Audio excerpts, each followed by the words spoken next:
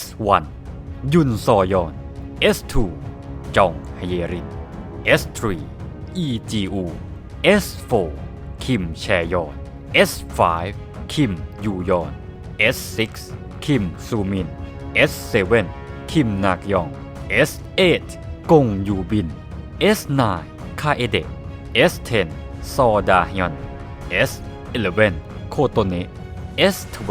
ควักยอนจี S13 นีเอ็น S14 พักโซฮยอน S15 ซินวี S16 มายู S17 ลิน S18 จูบิน S19 จงฮายอน S20 พักชีออน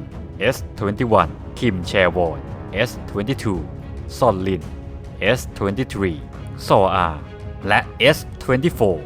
จียอนพวกเธอคือเกิร์ลกรุ๊ป K-POP ที่มีสมาชิกมากที่สุดในประวัติศาสตร์จากเดือน 4 ปี 2022 ถึงเดือน 4 ปี 2024 กว่า 24 เดือน 2 รอบปฏิทินในที่สุดสมาชิกวงทั้ง 24 คนของ Triple S ก็ได้เปิดตัวครบแล้วโดยจะแบ่งเป็นเมมเบอร์ชาวเกาหลี 17 คน ญี่ปุ่น 4 คนถือ 2 สัญชาติไต้หวันเวียดนาม 1 คนชาวจีน 1 คนและคนไทย 1 คนอันยองสวัสดีครับทุกคนหลังจากที่เราเคยได้เล่าประวัติคร่าวๆของสมาชิก S1 ถึง S12 และมีประวัติวง Triple S ไปแล้วในคลิปโอติ่งเล่าเรื่องเปิดจักรวาล Triple S ใครที่ยังไม่ได้ดูก็ไปดูกันได้แต่ในคลิปนี้นะครับเราจะมาเจาะลึกทำความรู้จักกับเบื้องลึกเบื้องหลังของวงไล่เรียงไทม์ไลน์และแนะนำสมาชิกของ Triple S เพิ่มเติมมากขึ้นเรื่องราวจากพวกเธอนั้นจะมีอะไรบ้างไปดูกันเลยก่อนจะไปรับชมก็อย่าลืมกด Subscribe และกดกระดิ่งแจ้งเตือนจะได้ไม่พลาดคลิปใหม่ๆจากช่องโอติ่งนะครับ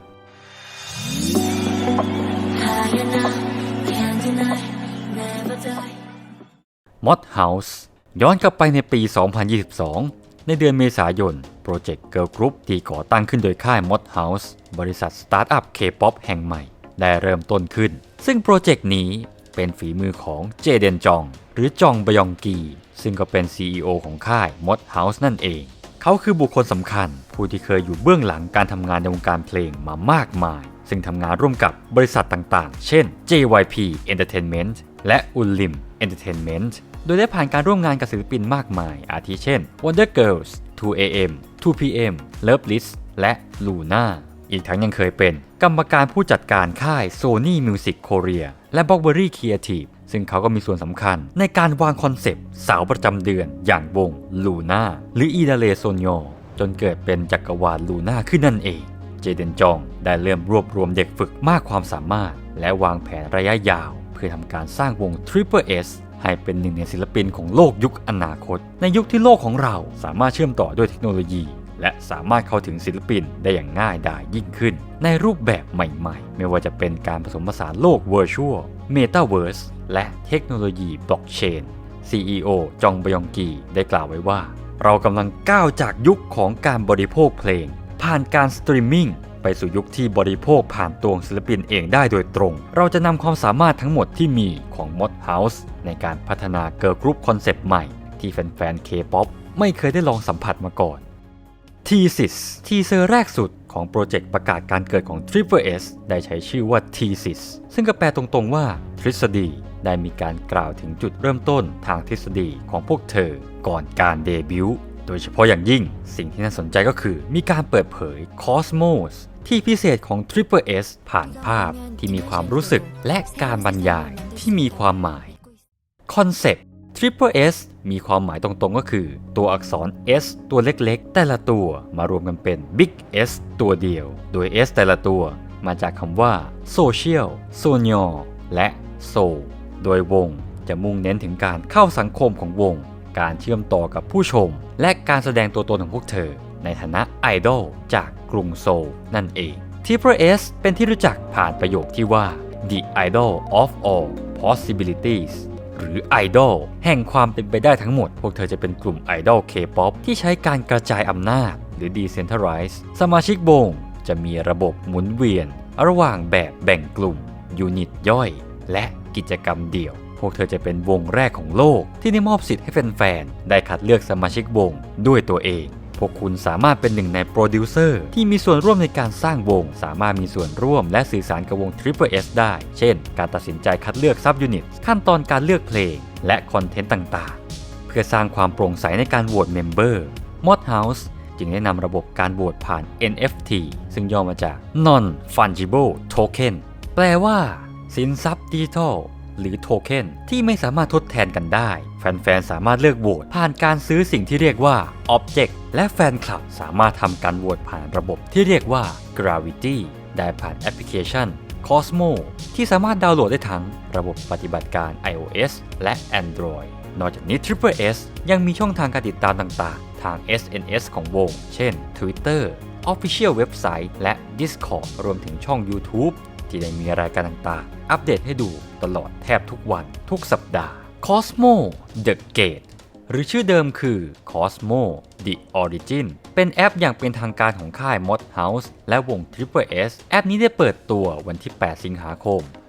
2022 แอปนี้ได้นำเสนอการเข้าถึง Exclusive Content โดยความสามารถหลักๆของแอปก็คือการอนุญาตให้แฟนๆมีส่วนร่วมในกระบวนการตัดสินใจสำหรับกิจกรรมในอนาคตของวง Triple S ผ่านการใช้ Como จำคำนี้เอาไว้เพราะเราจะอธิบายเพิ่มเติมต่อไปในเวลาต่อมาแอปนี้ได้เปลี่ยนชื่อจาก The Origin เป็น The Gate เมื่อ Artemis เกิร์ลกรุ๊ปวงใหม่ร่วมค่ายได้รับการเพิ่มลงในแอปอย่างเป็นทางการเมื่อวันที่ 19 มิถุนายน 2023 อะไรคือ Objects Objects คือ Digital Photo Cards ที่แฟนๆสามารถรวบรวมได้จากแอป Cosmo แฟนๆสามารถแลกเปลี่ยน Objects ผ่านฟีเจอร์ Send หรือการส่งบน Cosmo Photo Card เหล่านี้สามารถได้จากการซื้อทั้งแบบออฟไลน์หรือการซื้อออนไลน์ผ่านแอปโดย Digital Objects จะไม่มีค่าอะไรเลยเมื่อไม่ได้รับ Objects ที่มีความแตกต่างกันจาก Collection ของเราที่มีอยู่หรือเรียกง่ายๆก็คือเราได้ Object ซ้ำนั่นเองส่วน Physical Objects สามารถถูกสร้างขึ้นลงใน Collection ของเราได้ผ่านการนำไปสแกนในแอป Cosmo Object มี 5 ประเภทแบ่งตามแถบสีและคุณสมบัติที่แตกต่างกันดังนี้ Welcome Class Object หรือ WCO จะมอบให้กับบัญชี Cosmo ใดๆก็ตามที่ลงทะเบียนและติดตามวงโดยอัตโนมัติ WCO จะสร้าง1 Como ขึ้นตัวที่ 2 Zero Class Object หรือ ZCO ได้รับจากการลงทะเบียนล่วงหน้ากับ Cosmo หรือจากการเข้าร่วมในกิจกรรมช่วงแรกๆเช่นการลงคะแนนใน First Sub Unit Gravity โดย ZCO จะมอบ Como ให้ 1 อันที่ 3 First Class Object หรือ FCO เป็น Object ที่สามารถซื้อได้ตลอดเวลาบนแอป Cosmo และสามารถรับได้โดยการซื้อแบบแพ็กเกจออฟไลน์แล้วนำไปสแกนลงแอป Cosmo สีของแถบบน First Class Objects จะสอดคล้องกับสีของฤดูกาลของ Object นั้นเสมอโดย FCO จะให้ Como 1 อันวิธีอื่นๆที่สามารถรับ First Class Object ได้นั่นคือการผ่านกิจกรรมต่างๆเช่นการโหวตใน Gravity การเข้าสู่ระบบเป็นเวลา 6 วันติดต่อกันในฐานะผู้ใช้ใหม่กิจกรรมการมีส่วนร่วมของแฟนๆบน Discord อย่างเป็นทางการและอื่นๆอีกมากมายอันที่ 4 Double Class Object หรือ DCO เป็น Objects ที่เกี่ยวข้องกับกิจกรรมพิเศษที่สามารถซื้อได้ผ่านแอปเช่นวันครบรอบและวันหยุดของสมาชิกหรือการได้รับผ่านกิจกรรมออฟไลน์เช่นงานคอนเสิร์ตและงานแฟนไซน์เป็นต้นโดย Double Class Object จะให้ Como 2 อันและสุดท้าย Special Class Object หรือ SCO เป็น Object ที่รับจากอัลบั้มจริงหรือรวบรวม First Class Object ได้แบบ Full Member Set ครบทั้งเซตบน Cosmo App เมื่อเซตของ Object ครบและถูกผลิตแล้วจะไม่สามารถส่งต่อได้อีกต่อไปแต่ Special Class Object ที่ได้รับจากกริดจะยังคงสามารถส่งต่อได้ SCO จะไม่เหมือนกับ Class Object อื่นๆเนื่องจากจะให้ Como 1 อันต่อเดือนโดยขึ้นอยู่กับวันที่คุณสร้าง SCO ลงแอป Cosmo ได้นั่นเองแล้วอะไรคือ Gravity Gravity เป็นระบบการโหวตที่ Triple S นั้นใช้ตัดสินใจเรื่องต่างๆเช่นโหวตเมมเบอร์สำหรับซับยูนิตต่างๆหรือการขึ้นสเตจที่พวกเธอจะได้แสดงในงานโชว์เคสรวมถึงเพลงไตเติ้ลที่ใช้โปรโมทและชื่อแฟนคลับเป็นต้น Gravity จะเกิดขึ้นในแอป Cosmo ของ Triple S ซึ่งแฟนๆนั้นสามารถใช้ Como เพื่อทำการโหวตระหว่าง Gravity ได้ Gravity แบ่งประเภทเป็น 2 อย่างคือ 1. Grand Gravity Gravity ที่เกี่ยวข้องกับการปล่อยเพลงหรือดนตรีของวง Triple S เช่นการโหวตเลือกเมมเบอร์ในแต่ละซับยูนิต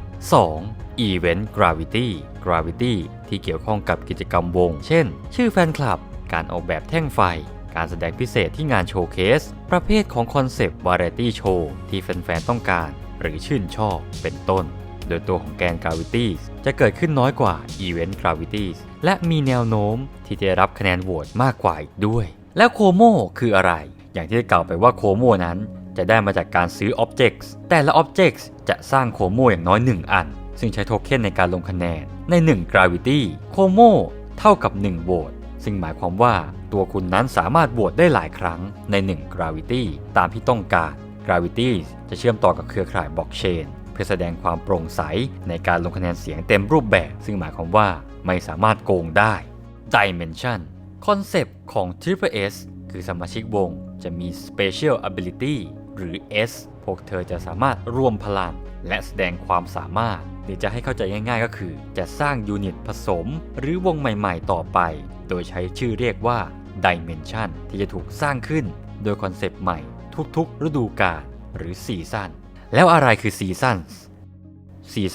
คือช่วงเวลาระหว่างการคัมแบ็กของวงเมื่อไหร่ก็ตามที่ฤดูกาลใหม่เริ่มต้นขึ้นแฟนๆจะรวบรวมอ็อบเจกต์เซตใหม่พร้อมกับสมาชิกใหม่ที่จะถูกเปิดตัวในซีซั่นนั้นๆซีซั่นจนถึงตอนนี้แบ่งเป็น4ฤดูกาลประกอบด้วยอะตอม01 Binary 01 Cream 01และฤดูกาลหน้ามีการยืนยันแล้วว่าจะใช้ชื่อว่า Divine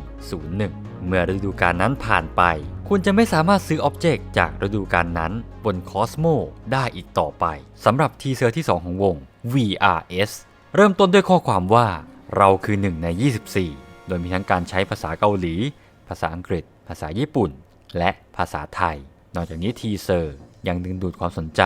โดยการเปิดเผยตัวตนและคำเปรยที่มีความหมายของ Triple S ผ่านคำเหล่านี้ไม่ว่าจะเป็น Separate Soul Signal Sum Small S Spoiler และ Start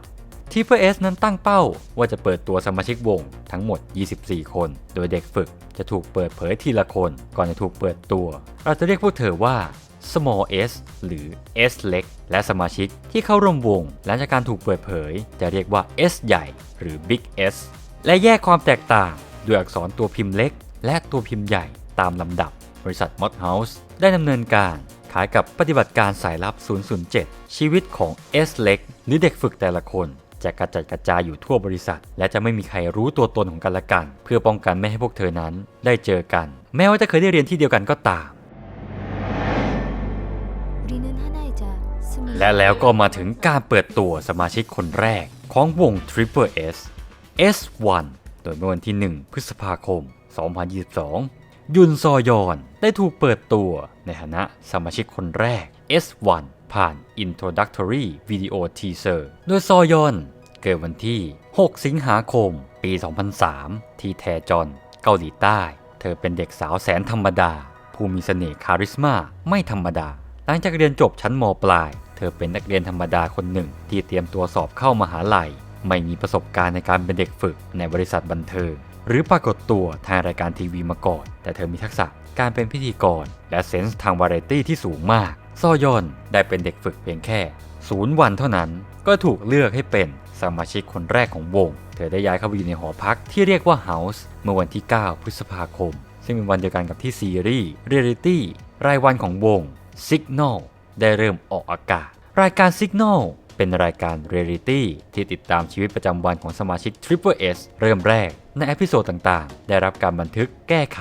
และอัปโหลดภายในวันเดียวตั้งแต่วันจันทร์ถึงวันศุกร์แต่อย่างไรก็ตามก็เริ่มมีการเปลี่ยนแปลงโดยขณะนี้ก็มีการอัปโหลดแต่ละตอนจัดระเบียบใหม่เป็นวันจันทร์วันพุธและวันศุกร์ซึ่งบางครั้งก็มีการถ่ายทำล่วงหน้าทำให้คอนเทนต์ทีมสามารถแก้ไขตอนต่างๆได้สะดวกมากยิ่งขึ้นโดยสมาชิกวงสามารถถ่ายทำคอนเทนต์ที่ใหม่และหลากหลายมากยิ่งขึ้นได้ในวันเสาร์ก็จะมีคลิป Signal Weekly Episode ซึ่งมีรีแคปของสัปดาห์ที่แล้วพร้อมภาพฟุตเทจเบื้องหลังที่เราไม่ได้เห็นมาก่อนในวันอาทิตย์ SS Signal หรือ Sunday Selfie Signal ซึ่งเป็นการรวบรวมบล็อกถ่ายทำโดยสมาชิกวงไม่ว่าจะไปทำกิจวัตรประจำวันเช่นไปโรงเรียนหรือไปรอบๆเฮาส์รวมถึงการฝึกซ้อมก็จะออกในคลิปนี้นอกจากนี้ยังมี Signal Picked คลิปสั้นจากตอนของวันนั้นจะได้ถูกอัปโหลดบน Twitter หรือ X ซีรีส์ย่อยอื่นๆเช่น Live Signal และ Cosmo Exclusive Signal จะไม่มีกำหนดการเผยแพร่แต่จะมีการอัปโหลดเป็นระยะ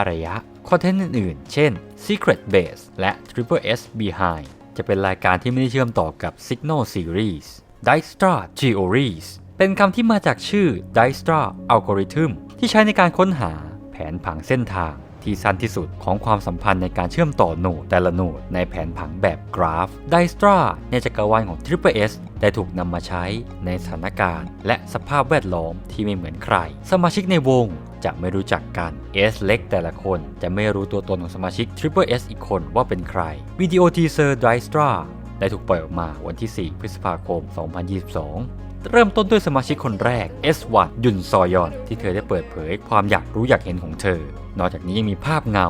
และเสียงของสมาชิกคนอื่นๆที่ปิดบังไม่เห็นใบหน้าซึ่งทำให้แฟนๆคาดหวังเมมเบอร์คนต่อไปว่าจะเป็นใครหลังจากนั้นสมาชิกชุดแรก 8 คนก็จะถูกเปิดเผยในทุก 2 สัปดาห์ระหว่างเดือนพฤษภาคมจนถึงเดือนกันยายน 2022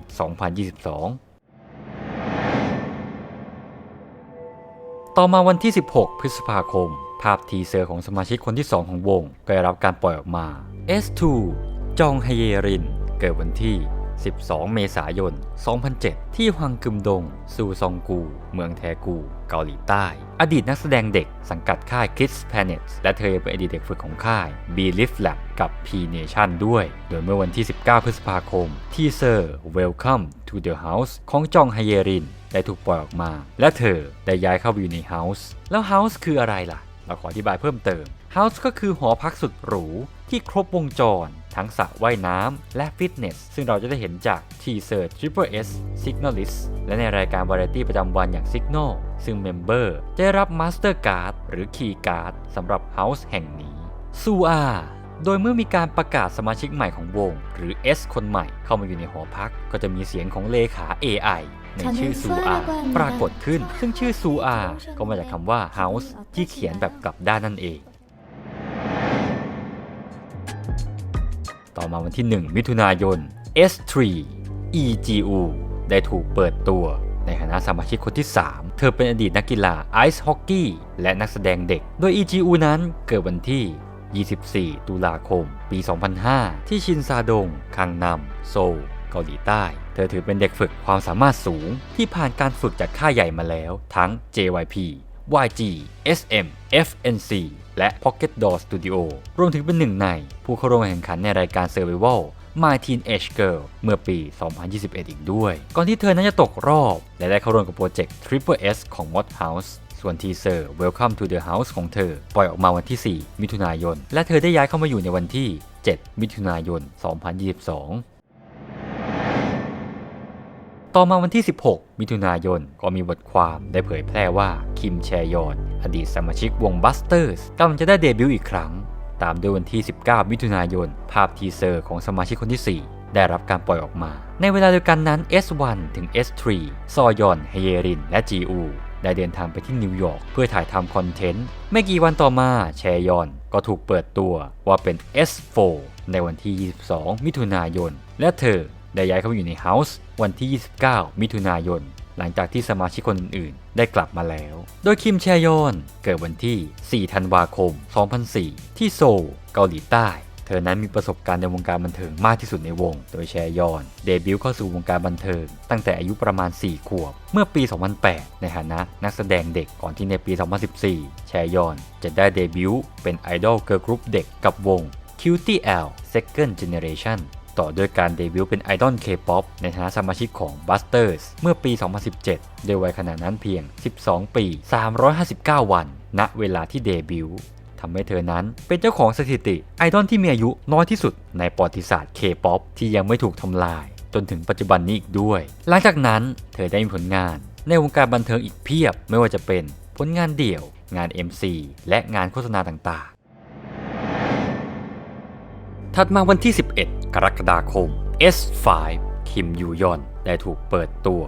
ในฐานะสมาชิกคนที่ 5 ผ่าน Exclusive Video Teaser ซึ่งเธอจะเป็นสมาชิกคนเดียวที่ไม่ได้ปล่อยภาพทีเซอร์ก่อนการปล่อย Official Introductory Video Teaser ซึ่งปล่อยมาวันที่ 15 กรกฎาคมโดยทีเซอร์ Welcome to the House ของคิมยูยอนได้รับการปล่อยในวันถัดมาและเธอย้ายเข้ามาอยู่ใน House ในวันที่ 18 กรกฎาคมคิมยูยอนเกิดวันที่ 9 กุมภาพันธ์ 2001 ที่โซลเกาหลีใต้เธอจะเป็นพี่ใหญ่ของวงและจะเป็นสมาชิกเพียงหนึ่งเดียวที่เกิดปี 2001 อายุมากที่สุดในวง Triple S ซึ่งเธอเป็นอดีตเด็กฝึกของค่าย Pocket Doll Studio โดยปี 2021 เธอเข้าร่วมแข่งขันในรายการ Survival ช่อง MBC My Teenage Girl เช่นเดียวกับ S3 EGU แต่เธอพลาดโอกาสเดบิวต์อย่างน่าเสียดายเพียงแค่อันดับเดียวเท่านั้นโดยจบอันดับที่ 8 หลังจากจบรายการ My Teenage Girl ยูยอนก็ได้รับการติดต่อจาก Mod House เพื่อทาบทามให้เธอเข้าร่วมวง Triple S เรื่องที่ไม่รู้ก็ได้แต่รู้ก็ดีของยูยอนเธอเรียนเก่งมากๆโดยเฉพาะวิชาวิทยาศาสตร์และภาษาอังกฤษซึ่งพ่อแม่ของยูยอนอยากให้เธอเป็นหมอยูยอนยังเคยผ่านการเข้าร่วมการแก้ปัญหาเคมี CSAT เมื่อปี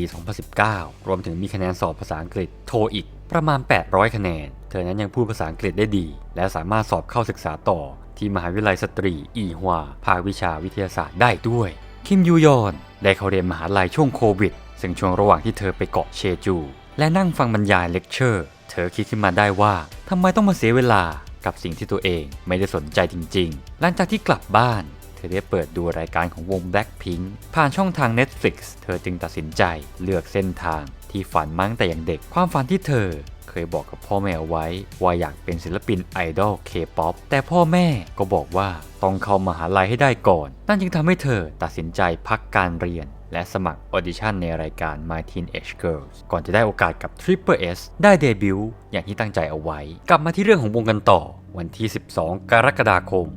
2022 ก็ได้มีการประกาศว่า Triple S นั้นจะได้คอลแลบกับร้านสะดวกซื้อ GS25 เพื่อจะวางจำหน่ายผลิตภัณฑ์ของ Triple S และโฟโต้การ์ดแบบออฟไลน์ในช่วงครึ่งหลังของปี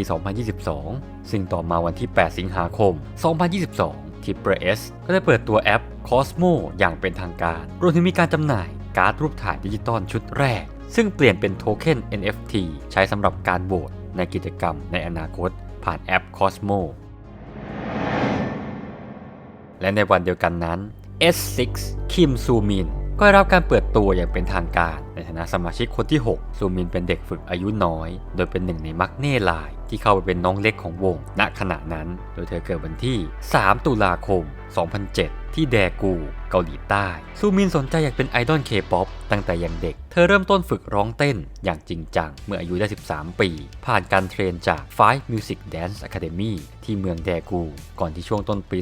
2022 เธอจะได้มาอยู่กับค่าย Mod House โดยทีเซอร์ Welcome to the House ของซูมินก็รับการปล่อยในวันถัดมาและได้ย้ายเข้าสู่ House ในวันที่ 11 สิงหาคมซูมินคือสมาชิกคนแรกจากวง Triple S ที่ถูกปิดบังตัวตนอย่างมิดชิดไม่มีใครทราบข้อมูลทั้งชื่ออายุหรือบุคลิกภาพเลยจนกระทั่งได้ย้ายเข้าสู่หอพักและมีการแนะนำตัวเองอย่างเป็นทางการเนื่องจากเธอยังมีอายุน้อยอยู่ในหอพักของ House แต่ละหลังและแต่ละห้องจึงถูกจัดสรรใหม่เพื่อที่เธอนั้นจะได้มีเพื่อนร่วมห้องคนใหม่ 2 คนผ่านการตัดสินใจโดยสมาชิกวงเธอจึงได้ไปอยู่ที่ House หลังที่ 2 ร่วมกับแชยอนและฮเยรินในวันที่ 12 สิงหาคมต่อมาในรายการ Signal ซึ่งออกอากาศวันที่ 19 สิงหาคมสมาชิก S เล็กคนใหม่ก็ได้ปรากฏตัวพร้อมกับภาพทีเซอร์ของเธอที่ถูกปล่อยออกมาในอีก1 วันถัดมาและวันที่ 22 สิงหาคม S7 คิมนาคยองก็ได้รับการเปิดเผยอย่างเป็นทางการตามด้วยทีเซอร์ Welcome to the House ที่ได้รับการปล่อยวันที่ 23 สิงหาคมและเธอได้ย้ายเข้าสู่ House แห่งที่ 2 ในวันที่ 25 สิงหาคมคิมนาคยองเกิดวันที่ 13 ตุลาคม 2002 ที่ชางวอนคยองซังนัมโดเกาหลีใต้เธอคืออดีตเด็กฝึกของค่าย P Nation มาพร้อมกับทักษะความเป็นศิลปินที่ไม่ธรรมดาโดยตัวของคิมนาคยองเป็นน้องสาวแท้ๆของคิมฮยอนซอหรือ BB ศิลปินเดี่ยวมากความสามารถโดยก่อนหน้านี้นาคยองเคยได้ปรากฏตัวในรายการ The Fans ทางช่อง SBS เพื่อให้กำลังใจพี่สาวในการแข่งขันมาแล้วด้วยนาคยองก็ได้รับการจับตามองมากขึ้นหลังจากพี่สาวได้ซัพพอร์ตน้องผ่านสตอรี่ IG เรียกได้ว่าเก่งทั้งพี่ทั้งน้องเลยถัดมาวันที่ 4 กันยายนสมาชิกคนที่ 8 ของวงได้ปรากฏตัวขึ้นในตอนจบของคลิป SS Signal ตอนที่ 15 ก่อนที่ภาพทีเซอร์ของ S8 ได้ถูกปล่อยออกมาวันที่ 7 กันยายนซึ่ง S8 ก็คือกงยูบินที่ได้รับการเปิดตัวอย่างเป็นทางการในวันที่ 9 กันยายนโดยทีเซอร์ Welcome to the House ของเธอ ได้ถูกปล่อยออกมาในวันถัดมาและเธอได้ย้ายเข้าสู่เฮาส์แห่งแรกในวันที่ 12 กันยายนซึ่งกงยูบินนั้นเกิดวันที่ 3 กุมภาพันธ์ 2005 ที่คยองกีเกาหลีใต้เธอเป็นเด็กสาวที่รักการทำอาหารซึ่งก็ฝีมือดีถึงขั้นเคยไปแข่งขันในรายการทำอาหารเด็ก I Am Chef เมื่อปี 2018 โดยก้าวขึ้นไปถึงท็อป 3 ในรอบไฟนอลก่อนที่ต่อมาเธอได้เข้าเป็นเด็กฝึกของค่าย JYP ในฐานะนักแสดงเด็กและถัดมาในช่วงปี 2021 ถึง 2022 เธอได้เข้าเป็นเด็กฝึกภายใต้สังกัด Source Music และ Adore ก่อนที่เธอจะได้เข้ามาเป็น Ace เล็กเด็กฝึกในค่าย Mod House และถูกเปิดตัวเป็นสมาชิกคนที่ 8 ถือว่าเป็นคนสุดท้ายจากเมมเบอร์เซตแรก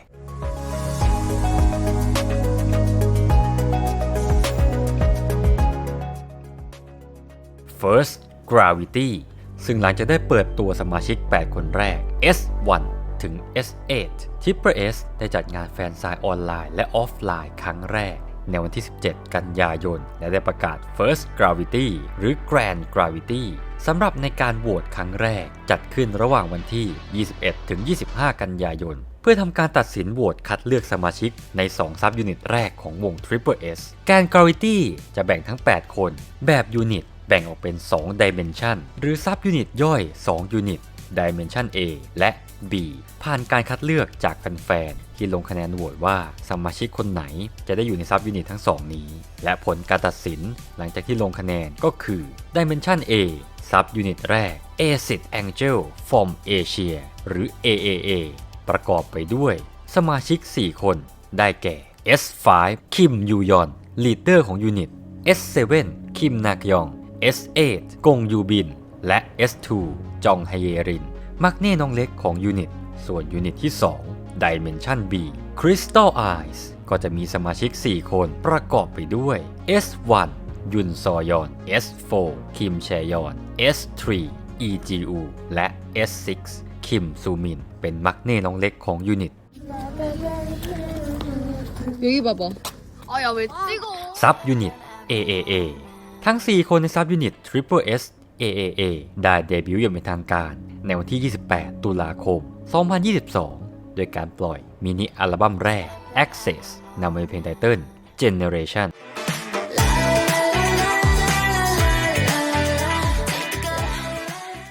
การเดบิวต์ครั้งนี้ถือว่าประสบความสำเร็จทั้งด้านยอดขายและเสียงวิจารณ์โดยซิงเกิลเพลง Generation ได้รับการเสนอชื่อเข้าชิงถ้วยรางวัลจากรายการเพลง The Show ของช่อง SBS MTV และอัลบั้ม Access ยังขึ้นอันดับที่ 1 ในชาร์ตอัลบั้ม K-POP ของ iTunes US ได้อีกด้วยก่อนที่วันที่ 16 พฤศจิกายนจะมีการรายงานว่าซับยูนิต AAA ได้ยุบวงเนื่องจากยอดขายอัลบั้มไม่ถึงเป้าที่ 100,000 ชุดแต่อย่างไรก็ตามเจเดนจองก็ได้ชี้แจงว่ายูนิตนี้ไม่ได้ยุบวงแต่จะไม่มีการปล่อยอัลบั้มใหม่ใดๆอีกแล้วและอธิบายเพิ่มเติมว่าการยุบวงในที่นี้ไม่ได้มีความหมายเหมือนคำทั่วๆไปในระบบของ Triple S และแฟนๆจะยังสามารถเห็นการรวมตัวของยูนิตนี้ได้อีกครั้งในอนาคตอย่างแน่นอนโดยหลังจากการเปิดตัวสมาชิก 8 คนแรกไปในช่วงปลายปี 2022 วันที่ 7 พฤศจิกายนภาพทีเซอร์ของสมาชิกคนที่ 9 ได้ถูกปล่อยออกมาและ 2 วันถัดมา Triple S ก็ได้เปิดตัวสมาชิกชาวญี่ปุ่นซึ่งเธอจะเป็นเมมเบอร์ชาวต่างชาติคนแรก S9 คาเอเดะหรือชื่อจริงยามาดะคาเอเดะโดยเธอย้ายเข้าไปอยู่ในเฮาส์วันที่ 14 พฤศจิกายนคาเอเดะเกิดวันที่ 20 ธันวาคม 2005 สาวญี่ปุ่นจากจังหวัดโทยามะเธอเข้าสู่วงการบันเทิงตั้งแต่อายุ 13 ปีโดยได้เป็นนางแบบให้กับนิตยสารญี่ปุ่นนิโกะปูชิและได้เป็นนางแบบให้กับแบรนด์แฟชั่นญี่ปุ่นลินดิฮะรวมถึงลิซ่าโดยในช่วงปลายเดือนตุลาคมปี 2022 Fancy Academy ซึ่งเป็นสถาบันฝึกหัด K-POP ในประเทศญี่ปุ่นก็ได้เปิดเผยว่ามีนักเรียน 2 คนจากที่นี่ได้ผ่านออดิชั่นของค่าย Mod House และบินไปที่เกาหลีใต้ในช่วงฤดูร้อนเมื่อต้นปีนั้นซึ่งคาเอเดะก็เป็นหนึ่งใน 2 คนที่ได้เข้าเป็น S เล็กของที่นี่และถูกเปิดตัวเป็น S9 ในเวลาต่อมาถัดมาวันที่ 25 พฤศจิกายน Triple S ก็ได้มีการประกาศ Second Gravity ซึ่งจะเป็นอีเวนต์ Gravity ครั้งแรกสมาชิก 10 คนแรกจะได้เดบิวต์เป็นแบบเต็มวงและแฟนๆจะได้ร่วมโหวตจากตัวเลือก 8 เพลงสำหรับเพลงไตเติ้ลหลักในวันเดียวกันนั้น S เล็กคนที่ 10 ได้ปรากฏตัวขึ้นในตอนท้ายของ Signal ในตอนที่ 100 ซึ่งต่อมาวันที่ 3 ธันวาคมได้มีการปล่อยซิงเกิล I'm in Love with You เพลงประกอบซีรีส์เรื่อง Reborn Rich โดย S10 ก็ได้รับการเปิดเผยว่าเป็นคนที่ร้องเพลงนี้ก่อนจะมีการเปิดเผยชื่อนักร้อง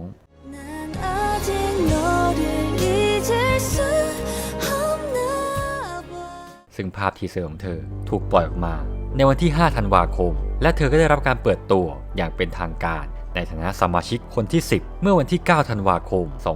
2022 ซึ่ง S10 ก็คือซอดาฮยอนเธอเกิดวันที่ 8 มกราคม 2003 เด็กสาวจากปูซานเกาหลีใต้ในช่วงวัยรุ่นของดาฮยอนเธอนั้นเป็นเด็กฝึกของ Source Music ซึ่งในขณะนั้นเธอเคยเป็นนักร้องแบ็กอัพในเพลง Hope ของรุ่นพี่วงยอจาชินกูมาแล้วด้วยและต่อมาดาฮยอนก็ได้เข้าร่วมกับค่าย Mod House ในช่วงเดือนกุมภาพันธ์ ปี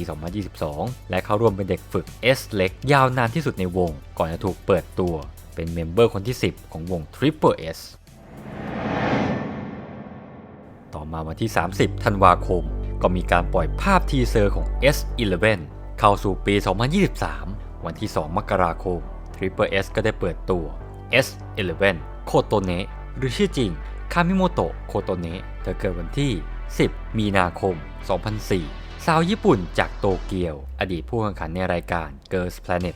999 ซึ่งมีการปล่อยทีเซอร์ Welcome to the House ในวันถัดมาก่อนที่เธอจะได้ย้ายเข้าไปสู่โตเกียวเฮาส์ในวันที่ 5 มกราคมโคโตเนะนั้นเริ่มสนใจ K-POP และมักจะดูซีรีส์เกาหลีรวมถึงคอนเทนต์จากเกาหลีเพื่อเรียนรู้ด้านภาษาซึ่งเธอนั้นเริ่มออดิชั่นกับเอเจนซี่ต่างๆมากมายแต่ก็ล้มเหลวทั้งหมดก่อนที่เธอนั้นได้รับการตอบรับที่ดีจากการแข่งขันในรายการ Girls Planet 999 หลังจากที่เธอตกรอบเธอกลับไปอยู่ญี่ปุ่นซึ่งก็อยู่ที่นั่นจนกระทั่งได้เข้ามาเป็น S เล็กภายใต้ Mod House ในช่วงปลายปี 2022 ต่อมาวันที่ 16 มกราคมภาพทีเซอร์ของ S12 ก็ได้ถูกปล่อยออกมาและวันที่ 18 มกราคมควักยอนจีก็ได้ถูกเปิดตัวในฐานะสมาชิกคนที่ 12 ควักยอนจีเกิดวันที่ 8 มกราคม 2008 เธอเป็นเด็กฝึกที่ไม่มีข้อมูลส่วนตัวมากนักซึ่งในขณะนั้นเธอจะเป็นสมาชิกอายุน้อยสุดในวงเป็นมักเน่น้องเล็กของ Triple S ในวันเดียวกันนั้น Triple S ยังได้เปิดพรีออเดอร์สำหรับมินิอัลบั้มเดบิวต์ Assemble พร้อมกับการประกาศพรีคอนเสิร์ตครั้งแรกซึ่งสมาชิก 10 คนแรกจะมาอาศัยอยู่ที่โซลเฮาส์หรือบ้านพักในเกาหลีก็จะมีการเปิดเผยบ้านพักแห่งใหม่ในญี่ปุ่นหรือโตเกียวเฮาส์ผ่านการย้ายเข้ามาใหม่ของโคโตเนะโดยห้องพักจะมีทั้งหมด 2 ห้องนอน 4 เตียงในพื้นที่เรียบง่ายสไตล์ญี่ปุ่นส่วนหน้าสมาชิก S12 ควักยอนจีก็จะย้ายเข้าไปอยู่ในโตเกียวเฮาส์วันที่ 20 มกราคมถัดมาก็ได้มีการคอนเฟิร์มว่าสมาชิกวง 10 คนแรกจะได้เดบิวต์ผ่านเพลงไตเติ้ลที่ถูกรับเลือกจากการโหวตของแฟนๆซึ่งก็คือซอง B โดยวันที่ 13 กุมภาพันธ์ Triple S ก็เดบิวต์อย่างเป็นทางการโดยการปล่อยมินิอัลบั้มแรก Assemble โดยเพลงไตเติ้ลคือ Rising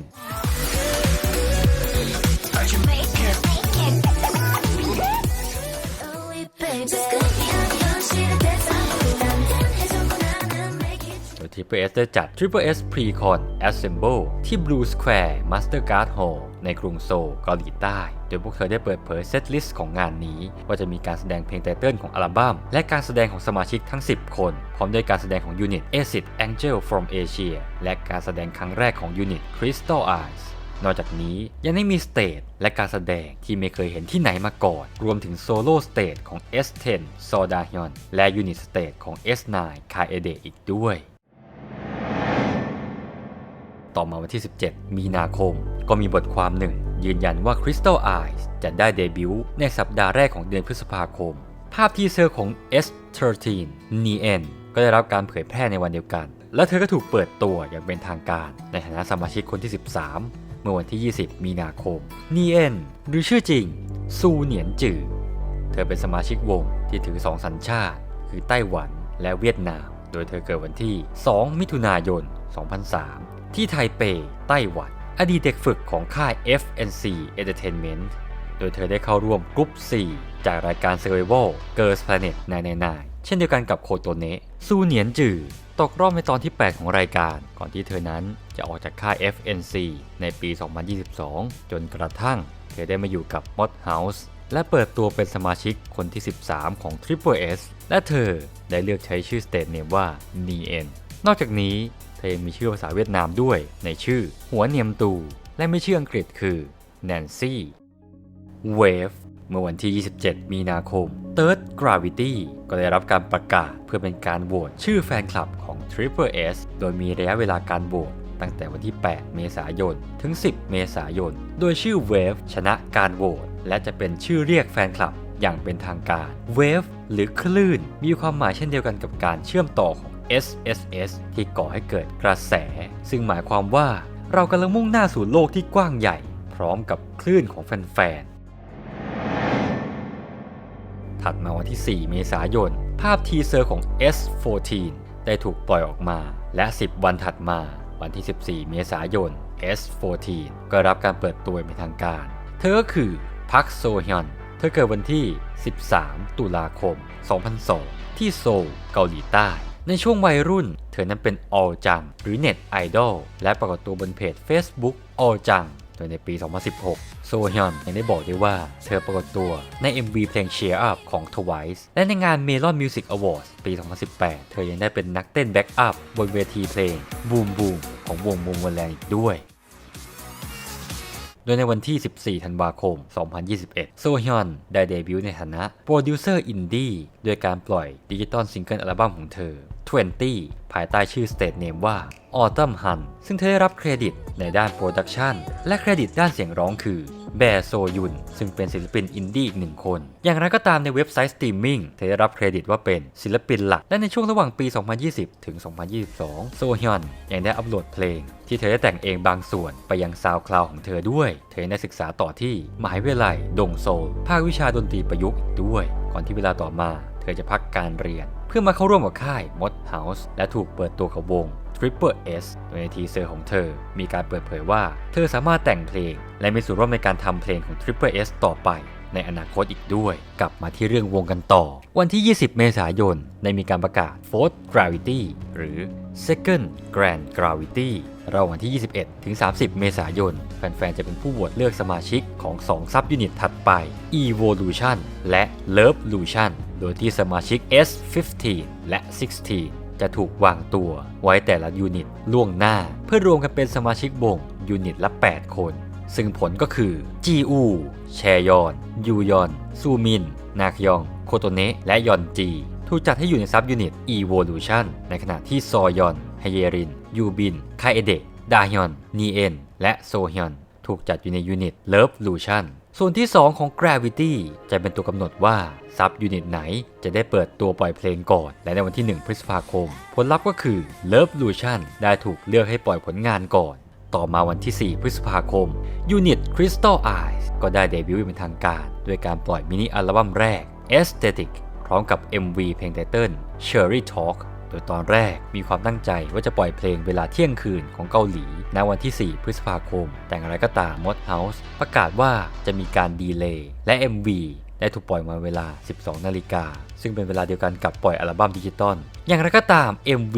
ก็ได้ดีเลย์ไปอีก1 ชั่วโมงก่อนจะมีกำหนดการใหม่โดยไม่มีการระบุเวลาเอาไว้และเวลาประมาณ 16 นาฬิกา Mod House ก็ออกแถลงการบน Official Discord อย่างเป็นทางการโดยกล่าวถึงปัญหาที่เกี่ยวข้องกับการปล่อย MV Cherry Talk ในแถลงการยังได้ระบุด้วยว่า Crystal Eyes จะไม่สามารถแสดงในสถานีออกอากาศทางทีวีช่องใดๆได้เลยยกเว้น M Countdown เนื่องจากมีผู้คนและบางหน่วยงานที่คอยควบคุมขัดขวาง Triple S ปิดกั้นการเปิดตัวของ Triple S ในรายการออกอากาศสาธารณะทางค่ายยังขออภัยในความล่าช้าของ MV และเนื่องจากการใช้ CGI อย่างหนักจึงไม่เป็นไปตามมาตรฐานที่น่าพอใจดังนั้นจึงจำเป็นต้องดำเนินการแก้ไขจนกว่าจะได้เวอร์ชั่นที่ดีที่สุดหลังจากที่อ่านคำชี้แจงของ Mod House ชาวเน็ตบางคนก็ได้ตั้งข้อสันนิษฐานว่าค่าย Blockberry Creative อาจมีส่วนเกี่ยวข้องกับความขัดแย้งภายในที่ถูกกล่าวถึงหรือสมาคมการจัดการความบันเทิงเกาหลีใต้ที่ได้ดำเนินการในการจำกัดกิจกรรมออกอากาศของศิลปินในค่าย Mod House ในนามของ Blockberry Creative หลังจากที่ค่าย Mod House เพิ่งได้เซ็นสัญญากับอดีตสมาชิกวง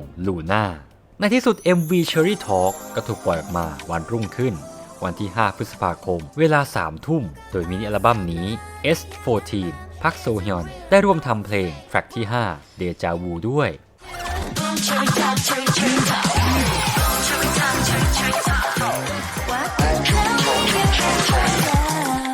ต่อมาวันที่ 18 และ 25 พฤษภาคม S1 ซอยอนและ S3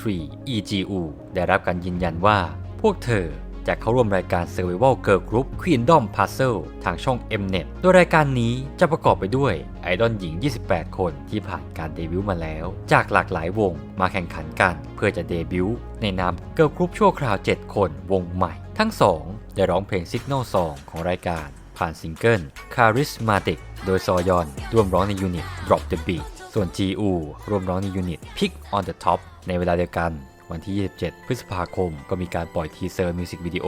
สำหรับเพลง Touch Plus ของยูนิต Crystal Eyes ที่มี S1 ซอยอนและ S3 EGU อยู่ด้วยสำหรับเส้นทางในรายการซอยอนได้ตกรอบจากรายการ Kingdom Puzzle ในตอนที่ 7 ก่อนที่ GU จะตกรอบหลังจากไม่อยู่ในไลน์อัพสุดท้ายจากการประกาศในตอนสุดท้ายของรายการย้อนกลับมาวันที่ 1 มิถุนายน 2023 มีการประกาศว่าซับยูนิต Acid Angel from Asia และ Crystal Eye จะรวมเป็นซับยูนิตใหม่ในชื่อ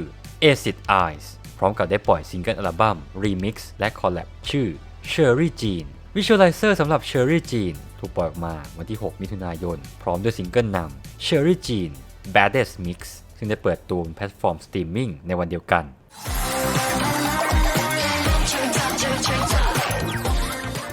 เดิมทีได้ถูกกำหนดให้มีการวางจำหน่ายในรูปแบบอัลบั้มแต่ค่าย Mod House ตัดสินใจไม่ปล่อยเนื่องจากความกังวลเรื่องสภาพความพร้อมของกระเป๋าตังค์แฟนๆโดยอัลบั้มจะวางขายเฉพาะผู้ชนะในงานแฟนไซน์บางรายการเท่านั้นถัดมาวันที่ 22 มิถุนายน Crystal Eyes และพักโซฮยอนก็ได้ปล่อยเพลงพร้อมกับ MV Touch Plus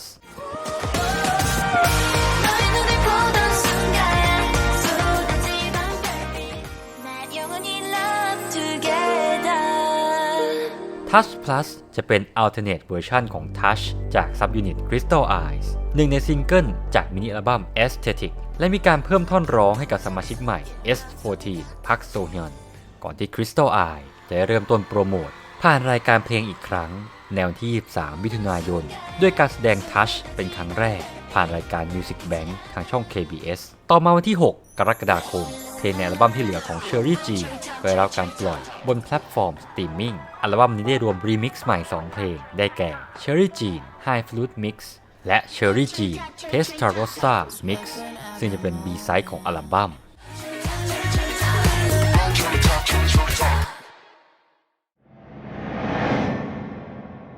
ย้อนกลับไปวันที่ 26 มิถุนายน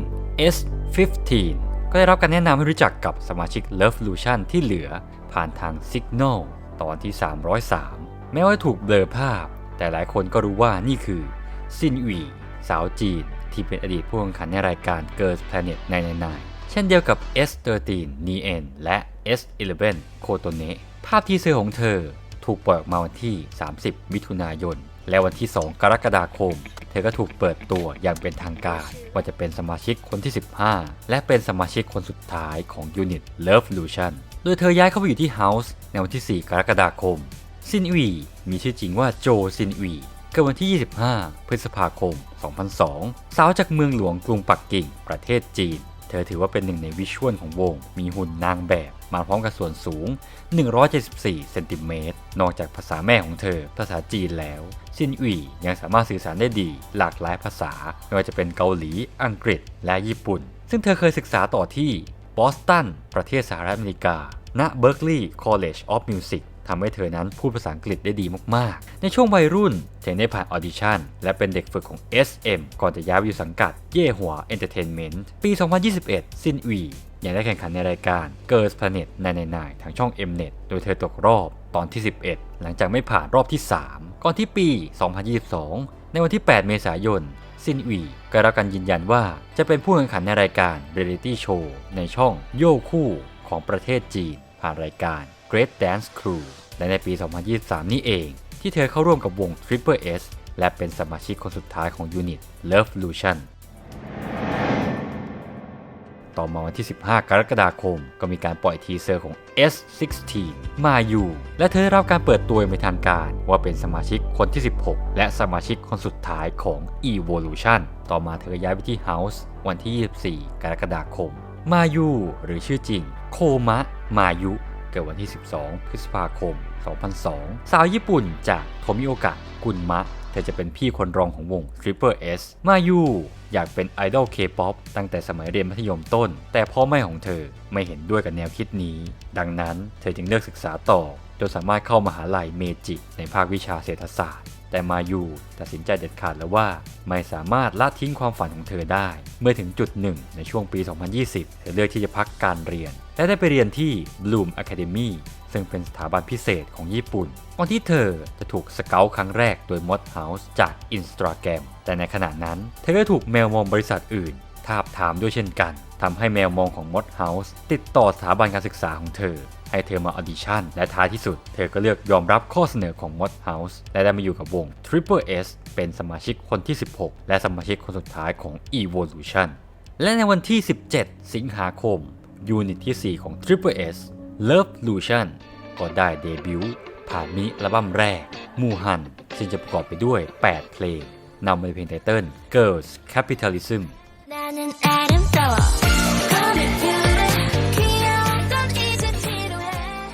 มินิอัลบั้มมูฮันมีสัญลักษณ์มาจากเลขโรมันเลข 1000 สัญลักษณ์นี้ยังเหมือนเลข 8 ที่ถูกหมุนตามจำนวนสมาชิกโดยหมุนตะแคง 90 องศาและมีรูปร่างเหมือนกับสัญลักษณ์ Infinity โดยได้มีการเพิ่มข้อความมูฮันในภาษาเกาหลีซึ่งหมายถึงไม่มีที่สิ้นสุดไร้ขีดจำกัดเพื่อเน้นย้ำถึงศักยภาพอันไร้ขีดจำกัดของพวกเธอนั่นเองการเดบิวต์ครั้งนี้ถือเป็นการเดบิวต์อย่างเป็นทางการของ 3 สมาชิกนีเอ็นพักโซฮยอนและซินอีและต่อมาวันที่ 28 กรกฎาคมมีการประกาศว่า Triple S จะจัดเวิลด์ทัวร์ครั้งแรกในชื่อ Authentic โดยเริ่มต้นจากยูนิต Lovelution เพื่อโปรโมททัวร์ในอเมริกาเหนือในชื่อ Lovelution in US ซึ่งได้เริ่มต้นวันที่ 24 กันยายนในแอตแลนตาและสิ้นสุดวันที่ 14 ตุลาคม 2023 ในลอสแองเจลิสวันที่ 7 กันยายน 2023Triple S ยังได้คว้ารางวัลประจำปีครั้งแรกโดยคว้ารางวัล Rookie Female Idol จากงาน Brand of the Year Awards 2023 โดยตัวแทนของวงที่ไปรับรางวัล 4 คนคือ S1 Soyeon S3 EGU S9 Kaede และ S11 Kotone ต่อมาวันที่ 11 ตุลาคมทราบยูนิตที่ 5 ของวง Triple S Evolution ก็ได้เปิดตัวปล่อยมินิอัลบั้มแรกมูจอกประกอบไปด้วย 8 เพลงนำโดยเพลงไตเติ้ล Invincible ซึ่งมีความหมายว่าการอยู่ยงคงกระพันการเปิดตัวครั้งนี้ถือเป็นการเดบิวต์เป็นทางการของ S16 มายู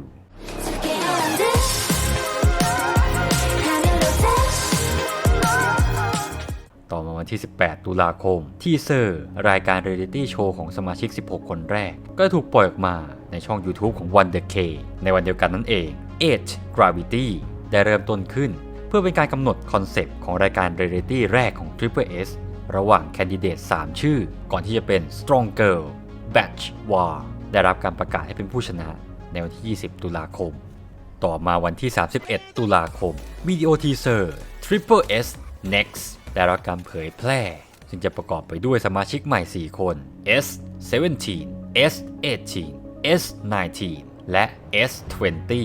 โดยเป็นซับยูนิตแรกที่ถูกสร้างขึ้นโดยไม่มีการโหวตจากแฟนๆและในวันที่ 18 พฤศจิกายน Gravity ที่ 9 Grand Gravity Ballad Dimension ก็ได้รับการประกาศผ่าน Signal ตอนที่ 400 โดย Gravity นี้มีไว้เพื่อกำหนดสมาชิกของยูนิตเพลง Ballad ที่กำลังจะมาถึงซึ่ง S10 Sodahyeon ได้รับการยืนยันว่าจะถูกล็อกอยู่ในสมาชิกยูนิตนี้ไว้ล่วงหน้าจากการถ่ายทอดสดได้มีการจับฉลากเพื่อการสร้างทีมผสม 7 ชุดให้แฟนๆได้โหวตเลือกวันที่ 21 พฤศจิกายนก็มีการเปิด Pre-Gravity Channel อีกครั้งเพื่อรับข้อเสนอสำหรับชื่อของ Ballad Unit วันถัดมาภาพถ่าย Dystra Theory Photo ซึ่งประกอบด้วย S17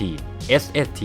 S19 และ S20 ก็ได้รับการเผยแพร่พร้อมกับ Gravity ครั้งที่ 9 เริ่มต้นขึ้นเช่นกันในวันที่ 24 พฤศจิกายนการรวมทีมผสมคอมบิเนชันชุดดีได้ถูกกำหนดให้เป็นผู้ชนะโดยประกอบไปด้วย GU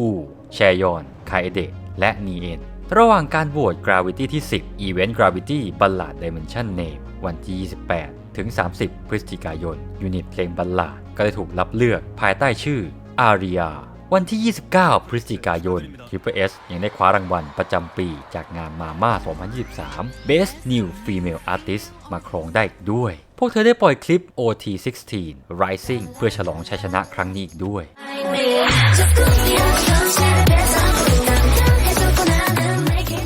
ถัดมาวันที่ 7 ธันวาคม รายการ Reality Show Stronger Batch War ที่มีสมาชิก 16 คนแรกของ Triple S ก็เริ่มออกอากาศทางช่อง YouTube One The K Originals Triple S Next ต่อมาวันที่ 11 ธันวาคมมีการปล่อยภาพทีเซอร์อย่างเป็นทางการสำหรับ S17 ถึง S20 ที่มีชื่อว่า Triple S NXT หรือ Next 3 วันต่อมา 14 ธันวาคมวิดีโอทีเซอร์สำหรับ Next ก็ได้รับการปล่อยออกมาโดยวันที่ 21 ธันวาคม Triple S ก็ได้เปิดตัว S17 Lin วันที่ 22 ธันวาคมเปิดตัว S18 จูบินตามด้วย S19 จองฮายอนในวันที่ 23 ธันวาคมและ S20 พักชีออนเป็นสมาชิกคนสุดท้ายของยูนิต Next ในวันที่ 24 ธันวาคม Next ได้เดบิวต์ผ่านดิจิตอลซิงเกิล Just Do It ในวันที่ 23 ธันวาคมเวลา 18 นาฬิกาก่อนที่จะเปิดตัวฮายอนและชีออนอย่างเป็นทางการ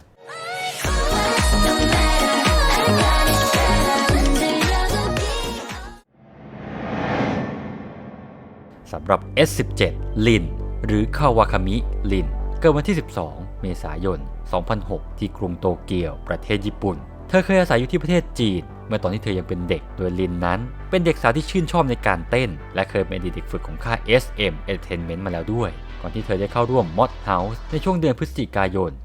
2022 และเป็นเด็กฝึกที่เดินทางไปมาระหว่างเกาหลีและญี่ปุ่นก่อนที่ในเดือนมีนาคม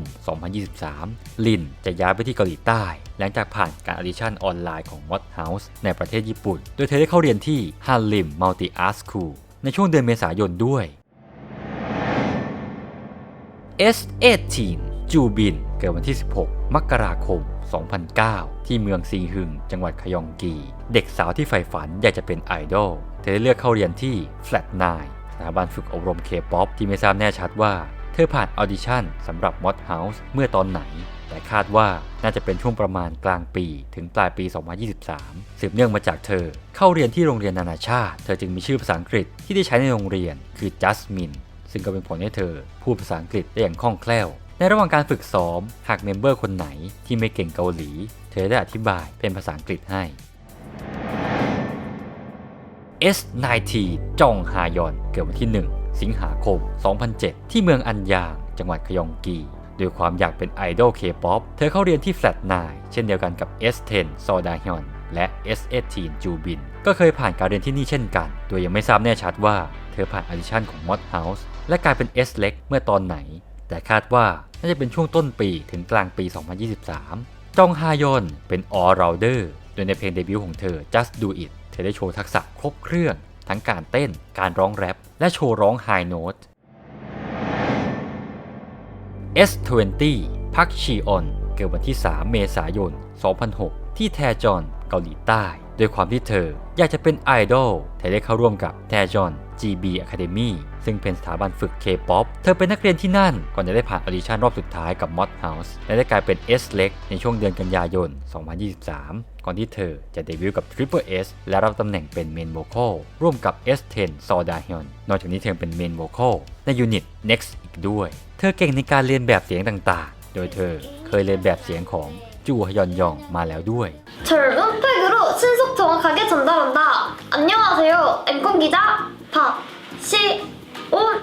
อยังอยู่ในชมรมกระจายเสียงตั้งแต่ชั้นประถมม.ต้นและม.ปลายด้วยเหตุนี้เองเธอจึงมั่นใจในเรื่องของการตัดต่อวิดีโอปัจจุบันเธอก็ศึกษาอยู่ที่โรงเรียนมัธยม Hallym Art School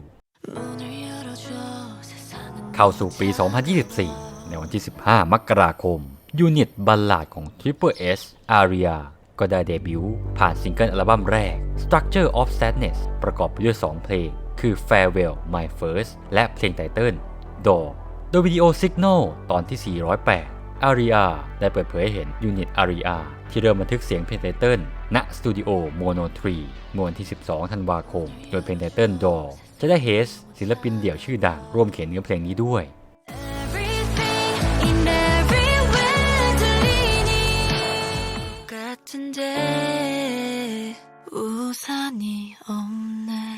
ถัดมาวันที่ 19 มกราคม สมาชิก Triple S S1 ถึง S16 ได้ไปแสดงเพลง New Look ในพิธีเปิดการแข่งขัน Gangwon 2024 Winter Youth Olympics วันที่ 2 กุมภาพันธ์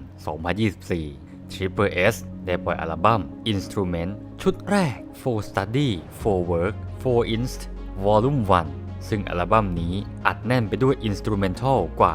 31 เพลง โดยมีเพลงไตเติ้ลคือ Rising เวลาต่อมาระหว่างวันที่ 3 ถึง 4 กุมภาพันธ์ทัวร์คอนเสิร์ตรอบที่ 3 ของ Triple S Authentic ก็จะจัดขึ้นที่กรุงโซลเกาหลีใต้โดยวันแรกจะมีการแสดงจาก 2 ยูนิตย่อย Lovelution กับ Evolution ด้วยและวันที่ 2 ก็มีการแสดงของสมาชิกทั้งหมด 20 คนในระหว่างคอนเสิร์ตยังได้มีการประกาศ Grand Gravity ที่จะเกิดขึ้นในเดือนกุมภาพันธ์เพื่อเป็นการกำหนดเพลงไตเติ้ลของการเปิดตัว Dimension ถัดไปซึ่งจะเป็นซับยูนิตใหม่ในชื่อ Assemble 24 เป็นการรวมสมาชิกที่เปิดตัวแล้วทั้งหมดตั้งแต่ S1 ถึง S20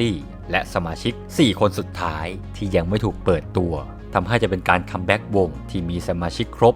24 คนโดยวันที่ 14 กุมภาพันธ์มีการประกาศ Grand Gravity Assemble 24 Title Track โดยระหว่างวันที่ 15 ถึง 20 กุมภาพันธ์แฟนๆได้โหวตเพลงไตเติ้ลสำหรับอัลบั้มโดยตัวเลือก A Girls Never Die ได้ชนะการโหวตพร้อมกับยืนยันว่า Triple S จะคัมแบ็กแบบเต็มวงในเดือนพฤษภาคมต่อมาวันที่ 18 กุมภาพันธ์ Triple S พร้อมด้วยสมาชิก 20 คนยังได้คว้ารางวัล Rookie of the Year Female จากงาน Hantor Music Awards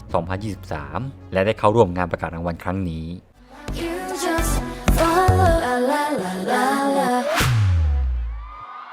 ต่อมาในวันที่ 21 มีนาคม Blind Objects ของ S21 ถึง S24 ได้รับการเผยแพร่ทุกวันเป็นเวลา 4 วันติดต่อกันโดยแฟนๆสามารถซื้อ Blind DCO ซึ่งเป็นการ์ดเปล่าๆของสมาชิกได้มีลายมือของสมาชิกใหม่ทั้ง 4 คนซึ่งจะกลายเป็นรูปถ่ายของสมาชิกดังกล่าวทันทีที่มีการเปิดตัวอย่างเป็นทางการในรายการ Signal ตอนที่ 485 สมาชิก 4 คนสุดท้ายของ Triple S ก็ได้พบกับเมมเบอร์ 20 คนแรกแล้วซึ่งตั้งแต่วันที่ 25 ถึง 28 มีนาคมภาพทีเซอร์ของ S21 ถึง S24 ได้ถูกปล่อยออกมาและในวันที่ 1 เมษายนคิมแชวอนได้ถูกเปิดเผยว่าเป็น S21 พร้อมกันนี้ยังมีการเปิดเผยชื่อยูนิตใหม่ของสมาชิก 4 คนสุดท้ายในชื่อ Glow ซึ่งจะเป็นซับยูนิตที่ 8 ของ Triple S เช่นเดียวกับ Next มันเป็น Dimension ที่ไม่ได้มาจากการเลือกของแฟนๆโดยจะประกอบด้วยสมาชิกที่เปิดตัวพร้อมกันโดยยังไม่มี Gravity ซึ่งวันที่ 2 เมษายนซอนลินสาวชาวไทยก็ถูกเปิดตัวเป็น S22 ตามด้วยวันที่ 3 เมษายนจองแฮรินถูกเปิดตัวเป็น S23 และปิดท้ายในวันที่ 4 เมษายนจีซอยอนถูกเปิดตัวในฐานะ S24 ซึ่งเธอก็คือสมาชิกคนสุดท้ายของวงแต่ว่าเนื่องจากชื่อของ S24 จีซอยอนและ S23 จองแฮรินมีการออกเสียงคล้ายกับ S1 ซอยอนและ S2 จองแฮรินดังนั้น Stage Name Event Gravity จึงได้ถูกจัดขึ้นระหว่างวันที่ 5-7 เมษายนเพื่อเป็นการเลือก Stage Name ใหม่ให้กับทั้ง 2 คนชื่อ Stage Name ใหม่จะไม่มีการเปิดเผยว่าใครเป็นคนคิดชื่อไหนโดยได้รับการรับเลือกจาก 1. ตัวเมมเบอร์เป็นคนเลือกเอง 2. พ่อแม่หรือผู้ปกครอง 3. CEO เจเดนจอง 4. สำนักบริการตั้งชื่อจาก Naming Master และ 5. ชื่อเดิมสำหรับ S21 คิมแชวอนเธอเกิดวันที่ 2 พฤษภาคม 2007 ที่เขตนำดงเมืองอินชอนเกาหลีใต้เธอเข้าเรียนที่ On Music Academy ในอินชอนในขณะที่เรียนอยู่ที่นี่เธอได้เข้าร่วมแข่งขันในรายการ Universe Ticket แม้ว่าซีนในรายการจะมีไม่มากนักไม่โดดเด่นแต่เธอก็ทำได้ดีโดยวันที่ 11 ธันวาคม 2023 หลังจากตกรอบในรายการ Universe Ticket เธอก็ได้ออดิชั่นเข้าสู่ค่าย Mod House เธอนั้นมีทักษะด้านกีฬาโดยเฉพาะศิลปะการต่อสู้แบบพิเศษที่ได้รับอิทธิพลมาจากคุณพ่อของเธอซึ่งเป็นผู้ฝึกสอนในรายการ Universe Ticket เธอบอกว่าเธอขี้เศร้ามากๆสามารถนอนหลับได้ตลอด 24 ชั่วโมงและเธอยังเป็นสมาชิก S เล็กคนที่ 6 ที่ได้ผ่านรายการ Idol Survival Audition และเป็นสมาชิกคนแรกที่มาจากรายการ Universe Ticket คนต่อมา S22 ซอลลินหรือชื่อจริงพิรดาบุญรักษาชื่อเล่นนุ่น เกิดวันที่ 30 พฤศจิกายน 2006 สาวชาวไทยเพียงหนึ่งเดียวของวง Triple S โดยเธอเลือกใช้ชื่อ Stage Name ซอลลินที่แปลว่าต้นนุ่นจากชื่อเล่นของเธอที่มาจากชื่อของต้นงิ้วที่ออกผลเป็นฝักและมีขนอ่อนนุ่มหรือที่คนไทยเรียกกันว่านุ่นนั่นเองทำการข่าวลือมากมายตั้งแต่ก่อนเปิดเผยสมาชิกวง Triple S ในปี 2022 เมื่อเราได้เห็นทีเซอร์ภาษาไทยปรากฏขึ้นว่าเราคือ1 ใน 24 หลายคนก็คาดการไว้แล้วว่า Triple S จะมีสมาชิกชาวไทยอย่างแน่นอนและข่าวลือก็ชัดเจนมากขึ้นเมื่อมีรูปถ่ายของเศรษฐาทวีสินนายกรัฐมนตรีของไทยกับคิมโฮจินCOO ของค่าย Mod House จนกระทั่ง Triple S ที่มีแพลนเดินทางมาทำกิจกรรมที่ไทยในงาน Southeast Asia Blockchain Week ณไอคอนสยามซึ่งในคลิปเปิดตัวของเธอได้เปิดเผยด้วยว่าเธอมาจากประเทศไทยพร้อมกับพูดภาษาไทยในคลิปว่ามีการคาดเดาว่าซอลลินน่าจะมาจาก DCT Family K-pop Audition Page สำหรับข่าวสารการออดิชั่นค่ายเพลงและคลาสเรียนที่จะส่งเด็กไทยเข้าไปเป็นเด็กฝึกเพื่อโอกาสจะได้เดบิวต์อยู่เรื่อยๆเพราะมีการแชร์คลิปเปิดตัวของน้องพร้อมกับแสดงความยินดีด้วยเธอมีความสามารถพิเศษคือการขี่ม้าในบรรดา S21 ถึง S24 เธอมีส่วนสูงที่โดดเด่นและคาดว่าจะสูงประมาณ170เซนติเมตรเท่ากับนีเอ็นเธอยังเป็นสมาชิกคนแรกจากประเทศในเอเชียตะวันออกเฉียงใต้ถ้าไม่นับนีเอ็นที่ถือ2สัญชาติเธอยังคงผสมคำพูดระหว่างภาษาอังกฤษและเกาหลีซึ่งดูเหมือนว่าภาษาเกาหลีของเธอยังพูดได้ไม่ดีมากนักต้องรอติดตามพัฒนาการด้านภาษาของเธอกันต่อไปเธอยังมีฉายาที่คนในวงเรียกว่าไทยพรินเซสชื่อเล่นนี้ได้เกิดขึ้นเพราะท่าทางปกติของเธอค่อนข้างดูดีมีระดับโดยเฉพาะอย่างยิ่งไม่ว่าช่วงเวลานั้นจะเร่งด่วนแค่ไหนเธอก็ไม่เคยวิ่งเธอจะเดินชิวๆนอกจากเรื่องภาษาและวัฒนธรรมเกาหลีที่เธอต้องเรียนรู้ปรับตัวเธอยังคอยสอนภาษาไทยแนะนำอาหารไทยให้กับเมมเบอร์ในวงด้วยและแน่นอนว่าด้วยความที่เธอเป็นคนไทยในอนาคตเราจะได้ดูคอนเสิร์ตของวงที่ประเทศไทยอย่างแน่นอนคนต่อมาคือ S23 ซออาหรือชื่อจริงจองแฮรินเกิดวันที่ 11 มิถุนายน 2010 ที่กวางจูเกาหลีใต้เธอจะเป็นมักเน่น้องเล็กอายุน้อยสุดในวง Triple S ที่จะเดบิวต์ด้วยวัย 13 ปี อดีตนักกีฬาเทควันโดที่มีใจรักในวงการเพลง K-pop เธอได้เข้าเรียนเป็นเด็กฝึกที่สถาบัน Joy Dance สาขากวางจูก่อนที่วันที่ 3 เมษายน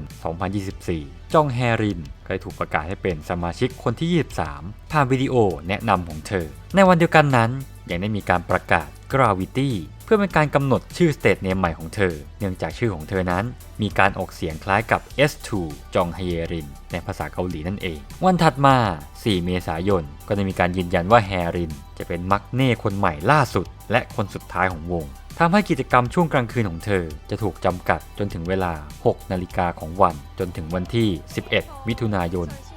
2025 และแฮรินจะมีอายุห่างกับ S5 คิมยูยอนพี่ใหญ่ของ Triple S ที่มีอายุมากสุดถึง 9 ปีก่อนที่ในวันที่ 6 เมษายนชื่อ State Name ของแฮรินก็ได้ถูกเลือกใหม่เป็นซออาชื่อนี้คิดโดย Naming Master จากสำนักบริการตั้งชื่อผ่าน S23 State Name Event Gravity โดยเธอได้ใช้ชื่อใหม่นี้แทนที่ชื่อจริงของเธอทำให้เธอเป็นคนเกาหลีคนแรกในวง Triple S ที่ได้ใช้ชื่อ State Name คนสุดท้าย S24 จียอนหรือชื่อจริงจีซอยอนเกิดวันที่ 13 กุมภาพันธ์ 2004 เธอเรียนเอกบัลเล่ที่ College of Performing Arts and Sport และสำเร็จการศึกษาจาก Universal Academy ซึ่งเป็นสถาบันภายใต้ Universal Ballet Company นอกจากนี้เธอยังเคยแสดงฉาก Path the Tour จาก Swan Lake ในการแสดงที่ Academy จัดขึ้นเมื่อปี 2021 ด้วยขณะที่ซอยอนเรียนเอกบัลเล่อยู่เธอมีประสบการณ์ร่วมการแข่งขันหลายรายการได้รางวัลเหรียญเงินในชั้นเรียนคลาสสิกสำหรับนักเรียนชั้นประถมตอนปลายในการแข่งขัน Korea Professional Ballet Association Competition ที่จัดขึ้นในปี 2016 และในงาน K-Proba ที่จัดขึ้นในปี 2018 เธอได้รับบทเป็น Giselle และคว้ารางวัลใหญ่รวมถึงรางวัลพิเศษในชั้นเรียนคลาสสิกระดับมัธยมศึกษาตอนต้นนอกจากนี้เธอเคยทำงานเป็นนางแบบโฆษณาให้กับแบรนด์ชุดบัลเล่เมสเซียความสูงของเธอตอนที่ทำงานเป็นนางแบบชุดบัลเล่ก่อนการเดบิวต์ได้ถูกเปิดเผยว่าอยู่ที่167เซนติเมตรก่อนที่วันที่ 4 เมษายนจีซอยอนจะถูกเปิดเผยว่าเป็นสมาชิกคนที่ 24และเป็นคนสุดท้ายผ่านวิดีโอแนะนำของเธอในวันเดียวกัน ก็มีการประกาศ Gravity เพื่อกำหนดชื่อ State Name ใหม่ของเธอเนื่องจากชื่อของเธอนั้นออกเสียงแบบเดียวกันกับ S1 ซอยอนในภาษาเกาหลีโดยวันที่ 7 เมษายนชื่อ State Name ของ G ซอยอนได้เปลี่ยนเป็น G ยอนผ่าน S24 State Name Event Gravity ซึ่งชื่อนี้นั้นเป็นแคนดิเดตที่ได้คิดโดยตัวเธอเองจากการนำชื่อตรงกลางออกเธอยังมีชื่อเล่นในหมู่แฟนคลับว่าโดจุนซึ่งเป็นหนึ่งในแคนดิเดตชื่อจาก State Name Gravity ซึ่งคิดโดย CEO เจเดนจองเพราะส่วนใหญ่ชื่อนี้จะเป็นชื่อผู้ชายทำให้เว็บจำนวนมากให้ความสนใจและกลายเป็นชื่อเล่นให้เธอในที่สุดแม้ว่าจะแทบไม่มีใครโหวตเลือกชื่อนี้ก็ตาม도준이요? 오, 그러니까 중성적인 이름인데? ล่าสุดวันที่ 8 พฤษภาคม 2024 เมื่อมีการเปิดตัวเมมเบอร์ครบทั้งหมด Triple S ก็เริ่มเดินหน้าโปรโมทแบบครบสมาชิก 24 คน ผ่านอัลบั้มเต็มชุดแรก Assemble 24 ซึ่งประกอบด้วย 10 เพลงนำมาในเพลงไตเติ้ล Girls Never Die อัลบั้มนี้จะถือเป็นการเดบิวต์ของวง Triple S เต็มวงแบบไม่ใช่ซับยูนิตโดยมีการเพิ่มสมาชิกวงตั้งแต่ S11 ถึง S24Triple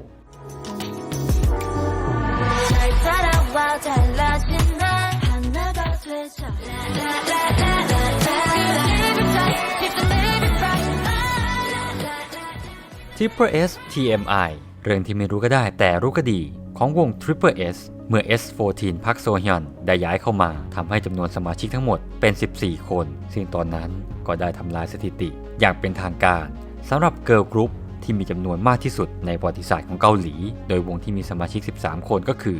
I13 ในปี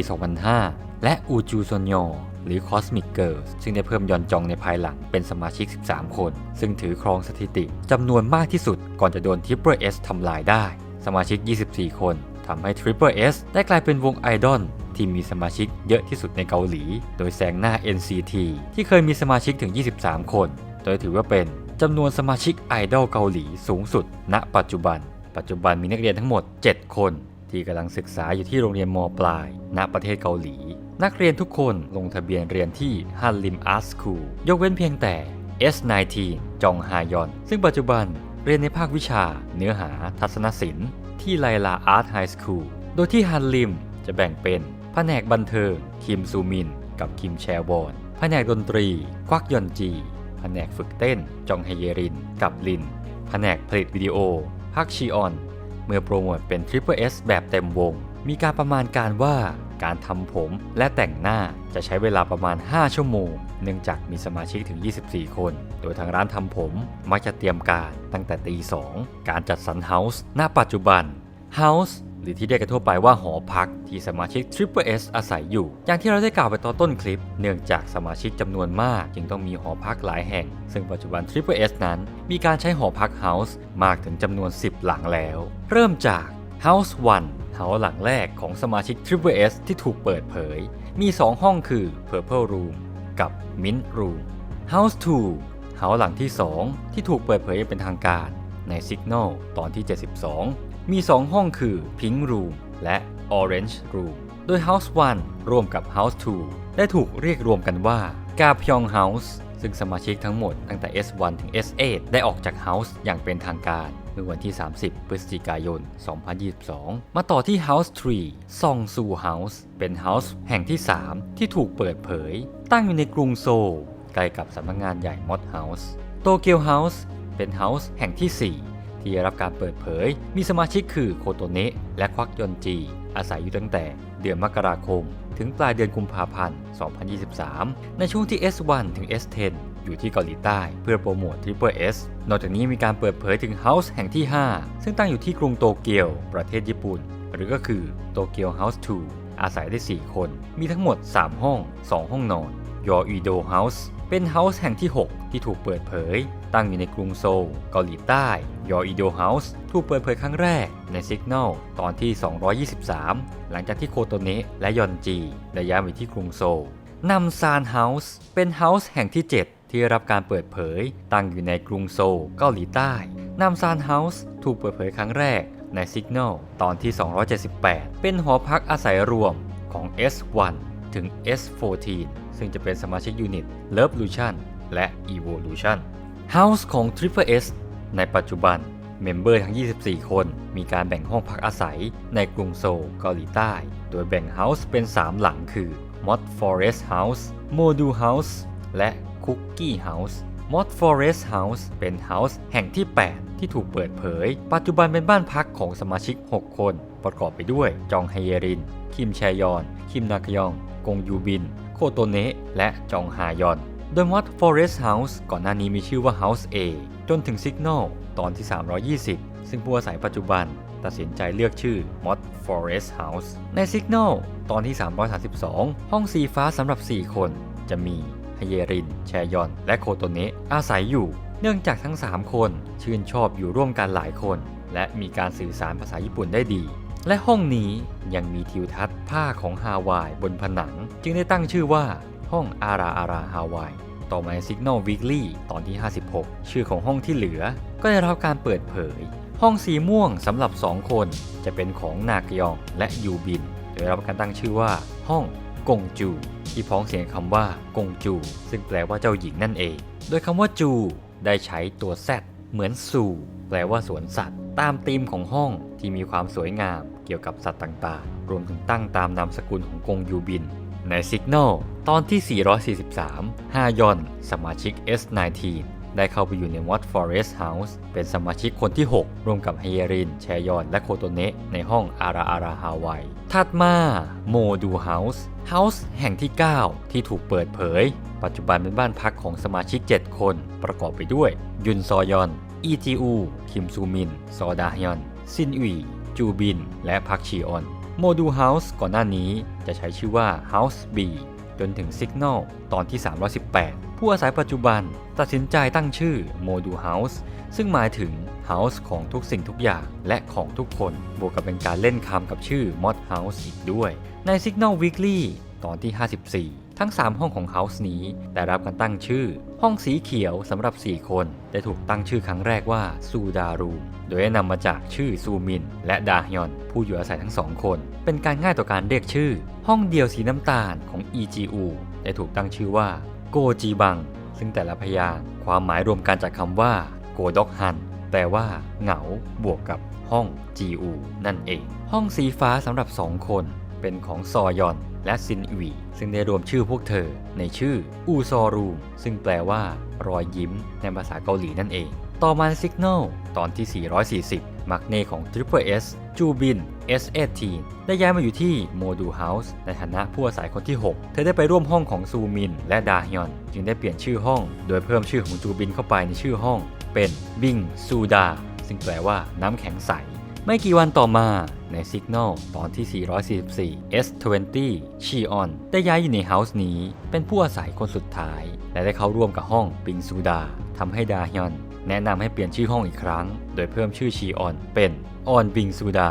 ซึ่งแปลว่าน้ำแข็งใสร้อนอย่างไรก็ตาม Signal ตอนที่ 475 จูบินได้อัปเดตว่าเธอและเพื่อนร่วมห้องได้ตกลงจะเรียงลำดับพยางค์ชื่อห้องใหม่เป็นบินซูอนดาแปลว่าบิงซูกำลังมาเพื่อเป็นการตอบสนองต่อฤดูร้อนที่กำลังจะมาถึงเพราะบิงซูเป็นของหวานยอดนิยมในเกาหลีนั่นเองและสุดท้ายคือคุกกี้เฮาส์หรือ Gingerbread House เป็นเฮาส์ที่ถูกเปิดเผยแห่งที่ 10 ปัจจุบันบ้านพักของสมาชิก 7 คนประกอบไปด้วยคิมยูยอนคาเอเดะควักยอนจีนีเอ็นพักโซฮยอนมายูและลินโดยก่อนหน้านี้คุกกี้เฮาส์มีชื่อว่า House 4 จนถึง Signal ตอนที่ 319 ซึ่งผู้อาศัยตอนนั้นตัดสินใจตั้งชื่อว่าคุกกี้เฮาส์จากนั้นสมาชิกแต่ละคนก็ตั้งชื่อเล่นให้กับตัวเองโดยโซฮยอนเป็นคาราเมลคุกกี้ยอนจีเป็นช็อกโกคุกกี้ยูยอนเป็นราสเบอร์รี่คุกกี้คาเอเดะเป็นสมอลส์คุกกี้และนีเอ็นเป็นคอนสแน็คคุกกี้ต่อมามายูและลินก็ตั้งชื่อเล่นตัวเองเป็นคุกกี้สตรอเบอรี่และคุกกี้ช็อกโกแลตชิพเมื่อทั้งคู่ได้ย้ายเข้ามาใน Signal Weekly ตอนที่ 55 ทั้ง 3 ห้องก็ได้รับการตั้งชื่อจากสมาชิกห้องสีเหลืองสำหรับ 2 คนจะมีชื่อห้องว่ายูยอนจีห้องเดี่ยวสีเขียวมีชื่อว่า Garden หรือ Park Garden ตามชื่อของ S14 โซฮยอนห้องสีชมพูสำหรับ 4 คนได้รับการตั้งชื่อว่า Ultimate Foreigners Room เนื่องจากผู้อาศัยทั้งหมดเป็นชาวต่างชาติสมาชิก 4 คนสุดท้าย S21 ถึง S24 4 คนสุดท้ายในยูนิตโกรนี้จะย้ายไปอยู่บ้านพักไหน ก็ต้องรอติดตามต่อไปสำหรับผลงานถัดไปของ Triple S จะเป็นยังไงต่อไปก็ต้องรอติดตามกันโดยเฉพาะยูนิต Glow ซึ่งมีน้องนุ่นซอนลินเมมเบอร์ชาวไทยเราจะได้เห็นเธอโชว์ศักยภาพมากขึ้นอย่างแน่นอนโดยวง Triple S ก็เริ่มโปรโมทรายการเพลงต่างๆไม่ว่าจะเป็นรายการวาไรตี้แบบครบ 24 คนเช่น Weekly Idol และ Stronger Batch War ซีซั่น 2 ทางช่อง Wonder K เป็นต้นรอติดตามกันได้เลยเป็นไงบ้างครับกับเรื่องราวของ Triple S นี่เป็นแค่ข้อมูลส่วนหนึ่งเท่านั้นที่เรารวบรวมมาหากผิดพลาดประการใดก็ขออภัยด้วยนะครับชอบคอนเทนต์นี้ฝากกดไลค์กดแชร์กด Subscribe หรืออยากให้ทำคอนเทนต์ไหนอีกคอมเมนต์บอกเรากันได้นะครับอันยอง